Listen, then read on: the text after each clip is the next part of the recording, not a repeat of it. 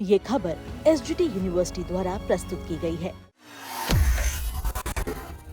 पश्चिम बंगाल के फलता उपचुनाव ने ऐसा नतीजा दिया है जिसने सियासी गलियारों में हलचल तेज कर दी है।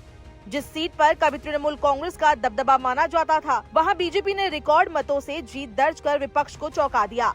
सबसे बड़ी बात ये रही कि टीएमसी उम्मीदवार चौथे स्थान पर पहुंच गए और उनकी जमानत तक जब्त हो गई।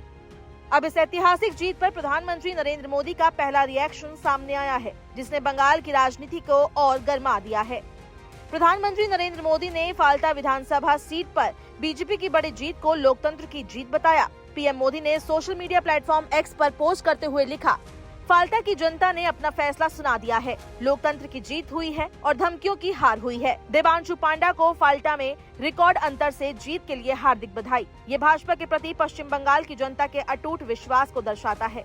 जनता पश्चिम बंगाल सरकार के सभी क्षेत्रों में किए गए असाधारण कार्यों को देख रही है और इसलिए उन्होंने हमें और आशीर्वाद देने का फैसला किया है।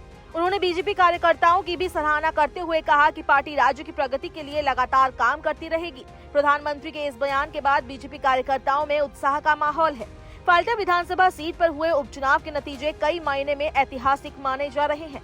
बीजेपी उम्मीदवार देवांशु पांडा ने 1,09,021 वोटों के भारी अंतर से जीत हासिल की। उन्हें कुल 1,49,666 वोट मिले। वहीं माकपा उम्मीदवार शंभुनाथ कुर्मी 44,645 वोटों के साथ दूसरे स्थान पर रहे। कांग्रेस उम्मीदवार अब्दुल रजाक मोल्ला को 10,084 वोट मिले, जबकि तृणमूल कांग्रेस के उम्मीदवार जहांगीर खान केवल 7,783 वोट हासिल कर सके।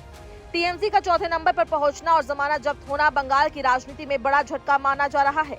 बीजेपी की ये जीत इसलिए भी अहम मानी जा रही है क्योंकि 2024 के लोकसभा चुनाव में इसी विधानसभा क्षेत्र में तृणमूल कांग्रेस को 1 लाख से अधिक वोटों की बढ़त मिली थी। वहीं 2021 के विधानसभा चुनाव में टीएमसी उम्मीदवार शंकर कुमार नस्कर ने बीजेपी प्रत्याशी विधान पारुई को 44,774 वोटों से हराया था।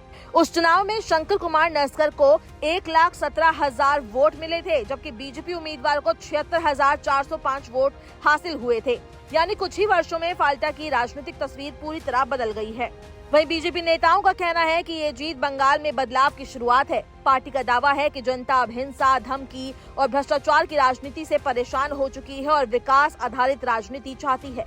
वहीं दूसरी तरफ तृणमूल कांग्रेस इस हार को अस्थायी झटका बता रही है। अब सबकी नजर इस बात पर है कि आने वाले महीनों में बंगाल की राजनीति किस दिशा में जाती है। क्या बीजेपी इस जीत को बड़े जनाधार में बदल पाएगी या टीएमसी वापसी करेगी, ये आने वाला समय तय करेगा। फिलहाल फाल्टा उपचुनाव ने इतना जरूर साबित कर दिया है कि बंगाल की राजनीति में मुकाबला अब पहले से कहीं ज्यादा दिलचस्प हो चुका है।